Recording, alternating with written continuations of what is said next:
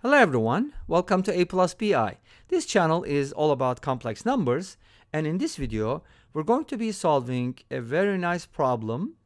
The absolute value of 2z plus 3 is greater than 4, and we're going to be solving for z. And I'd like to thank you, highly educated trucker 4986, for the suggestion. Alright, let's go ahead and take a look at this problem, see how we can solve it. So when you have an absolute value inequality, if z is a real number, in this case, obviously, needless to say, it's a complex number, but what if you had a inequality like this? The absolute value of 2x plus 3 is greater than 4. You would basically break it down and branch off, right? So you would write 2x plus 3 is greater than 4, or 2x plus 3 is less than negative 4, because there's basically two types of numbers that satisfy this inequality, and they're going to be in different directions. They're going to be not intersecting. They're not going to overlap. Okay, so you can go ahead and solve this, graphing on the number line, so on and so forth. But when the number is a complex number, it's a different story. Of course, absolute value is about distance, but we're talking about a distance in 2D. Okay, so let's go ahead and take a look at how we can handle these kinds of problems. So since z is a complex number, we know that, right? We can replace z with x plus yi. But this channel is called a plus bi, doesn't matter. But since I'm going to use the coordinate plane at the end, I'd like to use x plus yi. So if you replace z with that, you get 2x plus 2yi plus 3, and the absolute value of that must be greater than 4. And now let's go ahead and rearrange these terms. So the real part and the imaginary part, we want to separate them. You don't have to use parentheses, but I just wanted to emphasize that. So now we're going to take the absolute value of a complex number. Remember, the absolute value of a plus bi, you see I used it, is square root of a squared plus b squared. So this is a, this is b. So let's go ahead and do it. Square root of 2x plus 3 squared plus 4y squared is greater than 4. Now we're going to square both sides. Obviously, we want to get rid of the radical and turn this into some type of graphable form. Okay? So let's go ahead and square both sides. And obviously, both sides are positive, so it doesn't matter.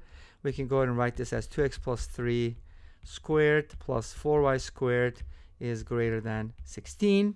And let's go ahead and expand the first one. 4x squared plus 12x plus 9 plus 4y squared is greater than 16. Now I'm going to leave the 16 alone. I don't want to actually, I should probably do the following. I guess I shouldn't expand it yet because I want to write this in a different form. So back up a little bit. So here's what I want to do. I do want, first of all, notice that this is going to give me a 4x squared and 4y squared. First thing I need to check. The coefficients of x squared and y squared are the same. Second, there is no xy term. That's good. So this is a picture. I'll show you in a little bit. Let me not say what it is right now. You probably know. But I want to make the coefficients 1. So let's go ahead and divide everything by 4. And of course, dividing a square by 4 means dividing by 2 inside, right? And it's going to be y squared, and it's going to be a 4. And now if you divide inside, it's going to be x plus 3 halves squared. We could also do this earlier, doesn't matter. But guess what? The left-hand side is going to give you the equation of a circle along with the right-hand side, but only if it's an equal sign. So in other words, if I write it as an equality, this is the equation of a circle. That's what I was talking about. Equation of a circle. What's the circle equation in general? It's x minus h squared plus y minus k squared in analytical geometry equals r squared. H comma k is the center of the circle, and r is the radius. Make sense? So this basically determines a circle. But what happens if it's greater than 4, not equals 4? That means you're kind of thinking about a circle with this center, which is obviously, in this case, let's go ahead and mark the center, negative 3 halves comma 0. So this is our center.